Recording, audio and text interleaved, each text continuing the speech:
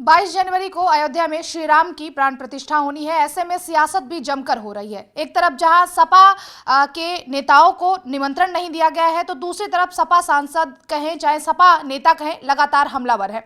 इसी पर और ज्यादा बात करेंगे बीजेपी के वरिष्ठ नेता मुख्तार अब्बास नकवी से। सर, क्या कहेंगे जिस तरीके से शफीकुर रहमान से ये बयान दिया गया कि जो है जिस दिन 22 जनवरी को हम गम मनाएंगे। देखो, अब ये गम मनाने के लिए इनको पूरा ज़िंदगी पड़ी हुई है।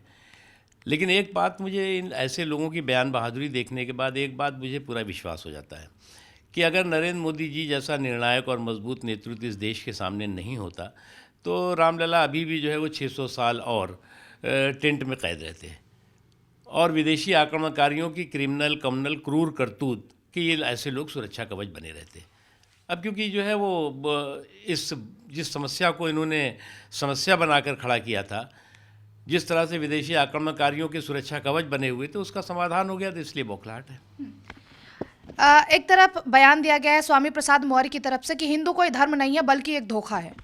मुझे लगता है इस तरह के जो बकवास बहादुरी कर रहे हैं लोग, वो उसके पीछे शुद्ध रूप से मकसद और मंशा है उनकी बौखलाहट।